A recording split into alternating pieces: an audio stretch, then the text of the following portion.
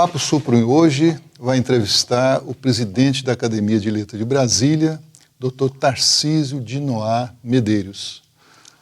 Tarcísio está em Brasília desde 1974 e é uma das pessoas que participa ativamente da vida de Brasília e de todo o Distrito Federal. Tarcísio, seja muito bem-vindo à TV Suprum e a gente queria saber alguma coisa a respeito da sua vida.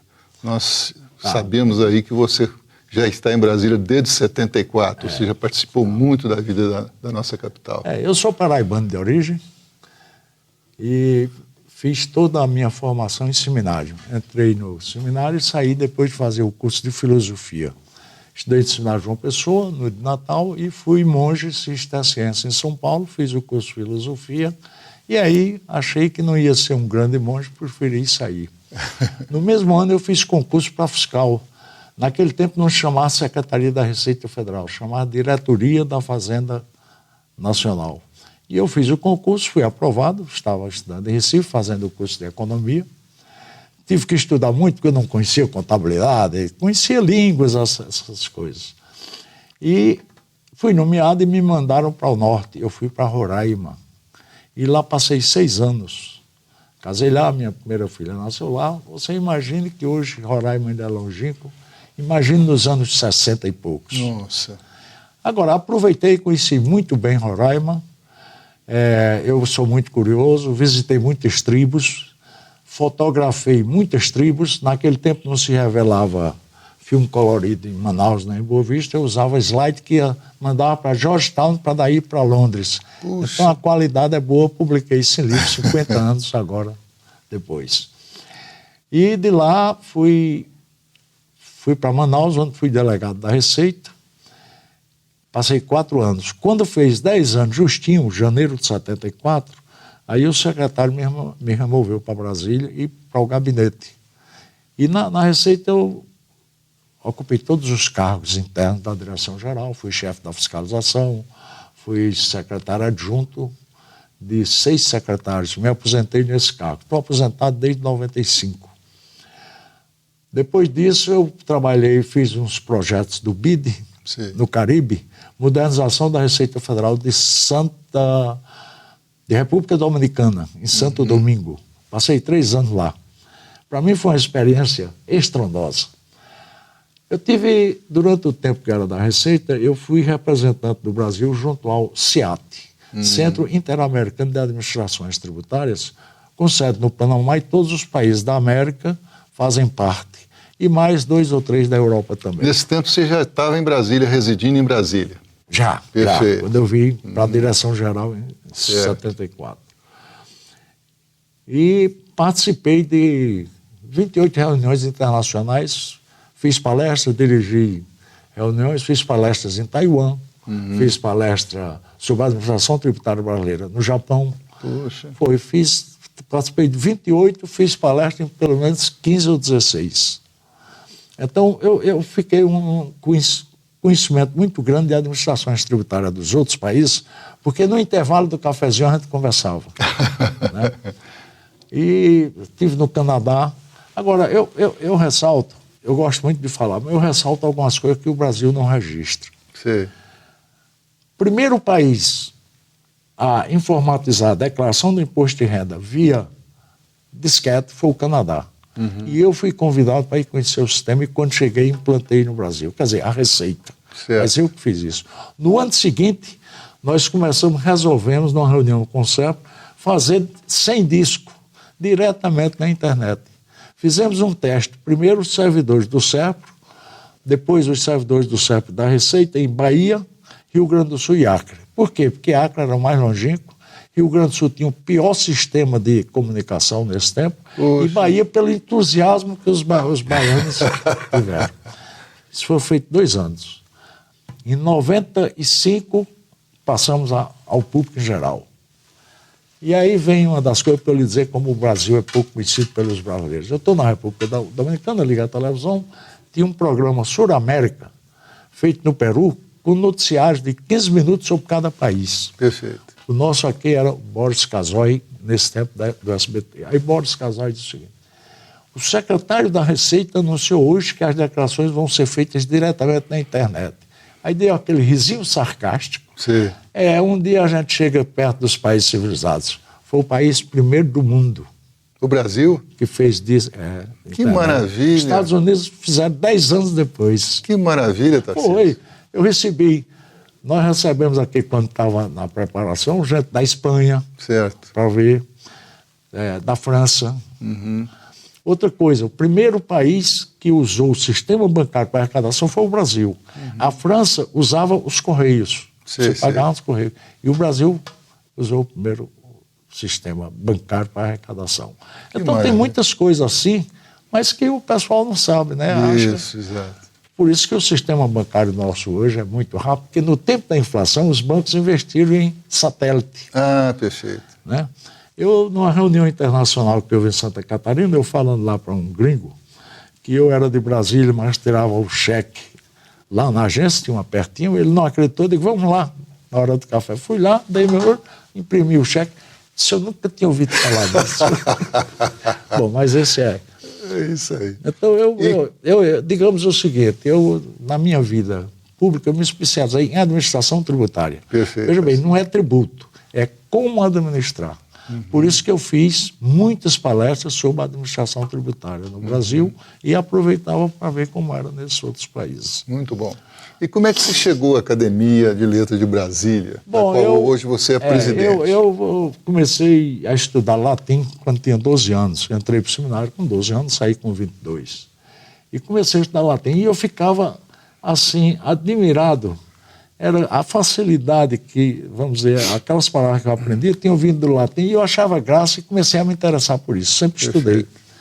Estudei muito português, sempre fui bom aluno de português. Estudei latim, estudei grego. E comecei a produzir livros de duas espécies. Alguns sobre história de cidades, porque o pessoal perde a memória. Você pergunta, você fala com a pessoa, você é parente de seu Chico? Sou, que grau? Não sei. Como era o nome do seu avô? Chamava ele seu Zé. Quer dizer, chega a esse grau. Então, eu pesquiso do século XVII, XVIII, os livros de batizados e faço livros disso. Tem uma cidade na Paraíba, Cabaceiras, que é a cidade mais quente. E lá, o padre lá é um holandês, mas um cara muito aberto. Então, ele me fez um e-mail essa semana, dizendo que ele está fazendo a seguinte propaganda. Cabaceiras é a igreja mais moderna do Brasil. Aqui se viu para a filmagem do Alto da Compadecida. Ariano Suassuna. E temos uma Bíblia própria, Tarcísio de Noar Medeiros. Porque todas as famílias de lá eu tenho a genealogia delas ligadas. E ele disse que faz o sermão isso. Olha, vocês são descendentes de fulano, de ciclano. E aí tem gente que é primo legítimo e o sobrenome já diferente, por causa da coisa, e ele que nem sabia que era o primo. Esse amor pelo português, pelo latim, é que te levou à academia, então? Foi. E veja bem, quando eu era menino, antes de entrar para o seminário, eu estava na escola preparatória, e a professora um dia disse a meu pai, disse, esse seu menino vai ser escritor. Dona Eudócia Queiroz, nunca esqueci. O papai disse, por quê? Porque eu peço aos meninos para escrever uns quadros que botam na parede. Você alcançou isso, né? Perfeito. Enquanto eu vejo a menininha na janela, um cachorrinho, ele faz uma historinha. A menina chegou na janela e viu que... Então ele faz história. É isso, é indício. Muito bem. E eu fiz, quando eu assumi o Instituto Histórico lá de Patos, no meu discurso foi em homenagem a ela que eu fiz. Ah, perfeito. Academia de Letras de Brasília. O que é isso? Bom, a Academia é uma associação cultural com a finalidade de cultivar e disseminar o estudo da língua portuguesa e os conhecimentos da língua portuguesa e a literatura brasileira. Perfeito. Então, ela é uma entidade legalmente estabelecida, muito importante, dentro dos estados do Brasil hoje é muito importante. Eu vou só lhe dar um exemplo. A Academia das Ciências de Lisboa tem 26 membros correspondentes no Brasil. 26 membros correspondentes. Academia de Lisboa. De Lisboa. 18 são da Academia Brasileira de Letras. Certo. 2 são da Academia Brasileira de Filologia. Perfeito. 2 são da Academia de Brasília. Da Academia de Letras de Brasília? José Carlos Gentili, o ex-presidente, e eu, que sou o atual presidente, Tarcísio de Noar Medeiros. Que maravilha. Fui eleito esse ano. Lisboa reconhecendo o talento brasileiro. Sou o primeiro do Nordeste, por sinal, que me orgulha muito. É isso aí. Tarcísio, e como é que existe a Academia de Letras do Brasil e existe a Academia de Letras de Brasília? Tem alguma relação? Não, existe uma relação assim de troca de informações, de amizade, porque cada estado tem sua academia estadual. E muitas cidades hoje têm. Perfeito. Na Paraíba, por exemplo, você tem a Academia Paraibana de Letras, a Academia Paraibana de Letras Jurídicas, tem a Academia em Campina Grande, em Patos, hoje tem muitas. Então, vamos dizer, a Academia Brasileira, ela é o retrato. Perfeito. Da turma própria. Não existe nenhuma subordinação. Não, nem administrativa, nem intelectual. A gente tem bom relacionamento, assiste às postas lá, tem alguns membros da Academia Brasileira que são membros honorários da nossa academia. E a academia se reúne? Como é que... Nós temos dois tipos de reuniões. Tem uma reunião mais solene, quando é a posse de algum novo companheiro. Aí nós fazemos no auditório do Instituto de Camões, na Embaixada de Portugal. Agora, as comuns ordinárias a gente faz no Hotel Nacional, porque já aproveita e faz um congraçamento em torno da mesa. Perfeitamente. E como é que entra na Academia de Letras de Brasília? Por exemplo, um escritor que já tenha seus livros e tudo, e tenha essa condição de ser chamado de escritor. Nós temos um número fixo de 40 sócios. Quando morre algum, ou alguém pede para passar para o quadro de eméritos, por causa da idade ou por doença e tal, aí nós publicamos um edital dizendo que tem vaga aquela cadeira X. Aí apresentam-se os candidatos. Perfeito. Currículo vitae, exemplares dos livros publicados, e aí nós nomeamos uma comissão para examinar aquilo, ele dá o parecer, e normalmente... Eu lhe digo que é um centro cultural muito importante de Brasília e na língua portuguesa hoje, conhecida internacionalmente a nossa. Muito bem. Tarcísio, que tipo de sócio tem a academia? Bom, nós temos basicamente 3 tipos de sócio. Temos sócio efetivo, eu, você, somos sócios efetivos. Temos o sócio honorário. E quando a pessoa chega a uma certa idade e não quer mais continuar, ou não tem condições, ou se ausenta, muda o seu domicílio de Brasília para outro estado, aí ele pede e a gente passa para o quadro de eméritos. Perfeito. Continua com o título de acadêmico, mas abre a vaga para a gente preencher por alguém que viva em Brasília. Perfeito. Que é condição necessária que o candidato resida em Brasília por ocasião da sua investidura. Vamos para um breve intervalo. Estamos entrevistando o presidente da Academia de Letras de Brasília, Dr. Tarcísio de Noá Medeiros. Daqui a pouco nós voltamos.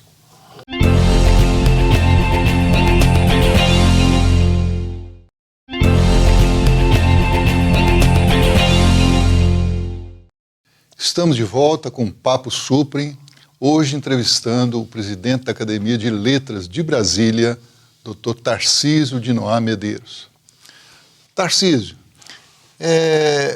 algumas pessoas, sabendo que a gente é acadêmico e tal, de vez em quando perguntam como é que chega lá.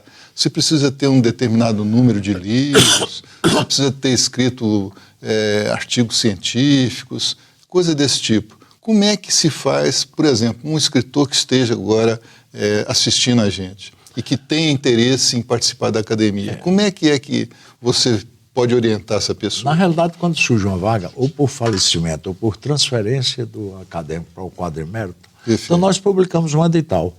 E todas as pessoas têm que ser brasileiro, nato ou naturalizado e residente no Distrito Federal.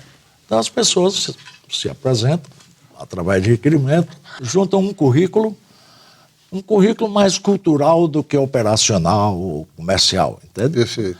Manda um currículo e a gente julga, a comissão julga, entre aqueles vários candidatos, qual é o mais apropriado. Na realidade, nós não distinguimos se ele é poeta, se é romancista, se é escritor cientista, porque nós temos, por exemplo, médico psiquiatra, com uma grande produção de livros na sua área. Perfeito. Entende? O importante é que seja gente de cultura vasta e que ensine caminhos para abrir a cultura. Perfeitamente. Mas tem que ser residente no Distrito Federal. No Distrito Federal. Diz Brasília, mas no Distrito. Perfeito. Tanto que você é morando em Itaguatinga, porque a gente considera Distrito Federal. Embora o nome seja de Brasília, mas a gente tem como jurisdição todo o Distrito Federal, digamos assim. Tarcísio, fale um pouco sobre realizações da nossa Academia de Letras de Brasília. A academia a gente tem feito algumas coisas que eu acho notáveis. Por exemplo, todo ano nós publicamos uma coletânea. São artigos que os acadêmicos preparam sobre assuntos a seu gosto. Perfeito. E nós juntamos e publicamos uma coletânea do ano, por exemplo, coletânea de 1917, 18, etc. Participamos de uma reunião na Argentina, fizemos um seminário internacional na Argentina eram 8 escritores argentinos e 8 da Academia de Brasília, na cidade de Mendoza, sobre como Mendoza é uma cidade muito isolada. Então, o título dado por eles é um estudo sobre o isolamento das cidades e sua literatura.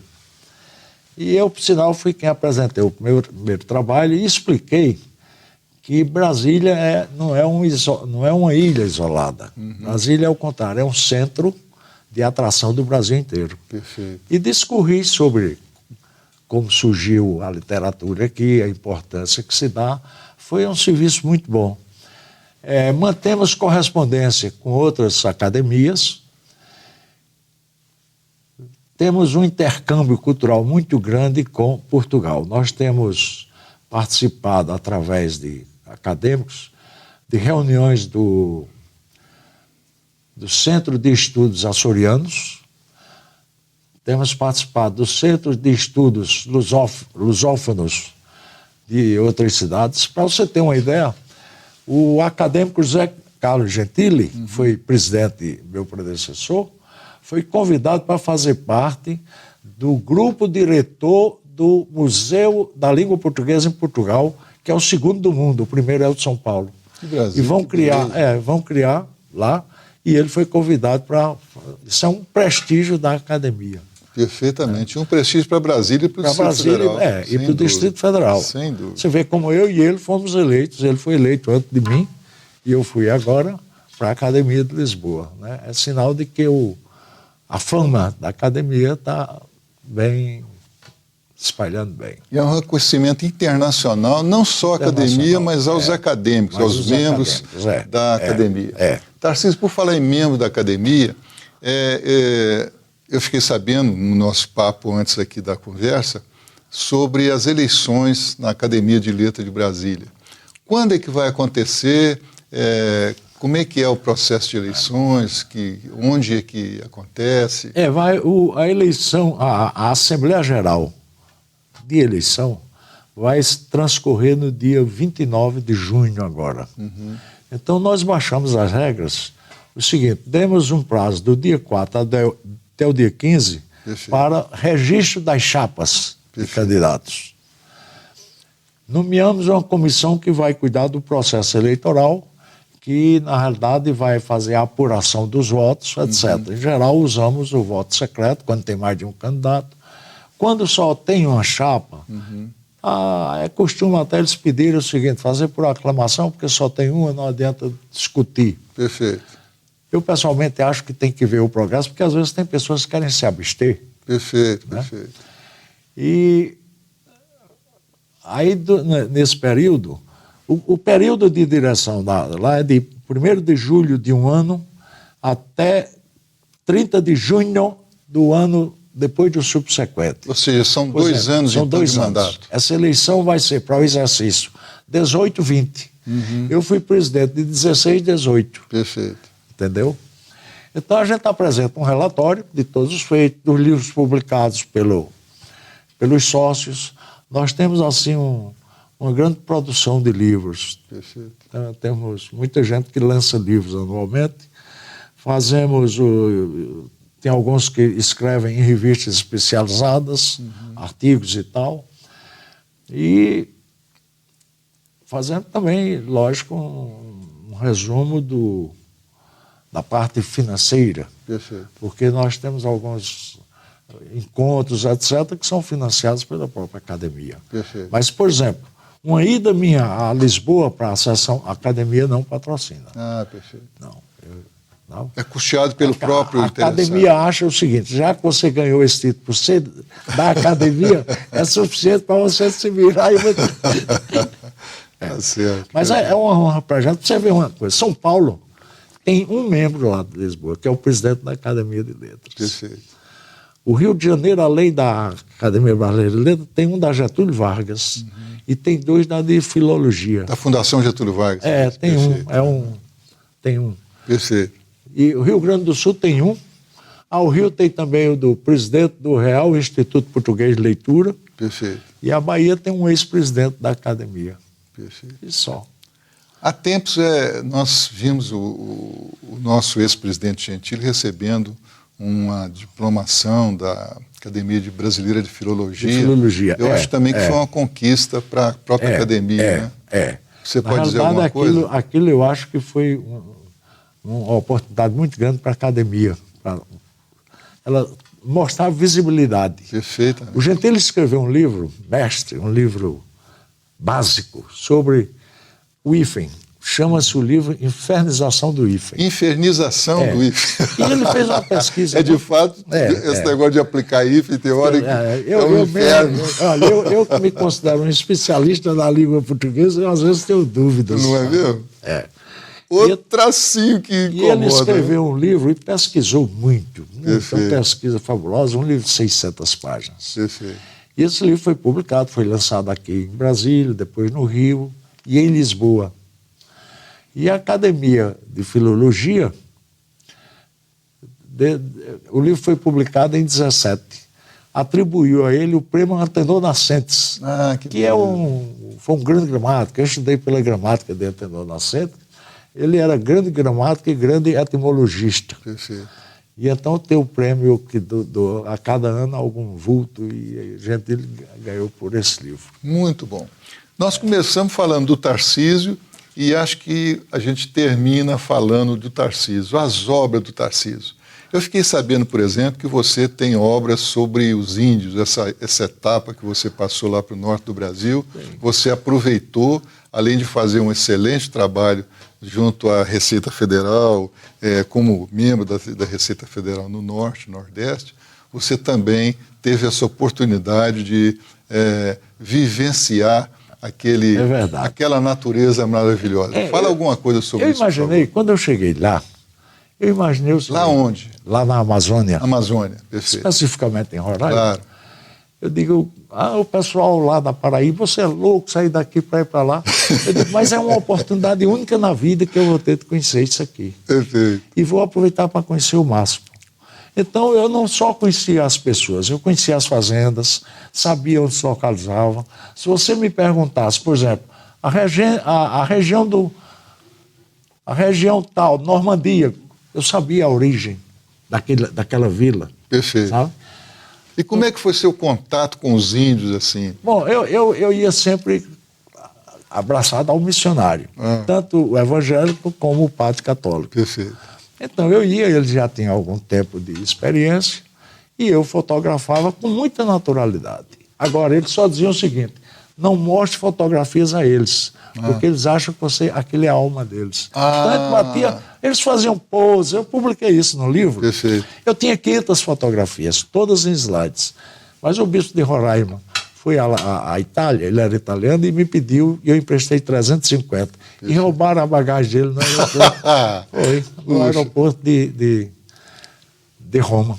Então eu fiquei com 136 fotos que publiquei agora. Muito bom. Como é que é o nome algumas do livro? Outras, mas já de índios aculturados, etc. Como é que é o nome desse livro que você publicou agora? Índios, registros fotográficos.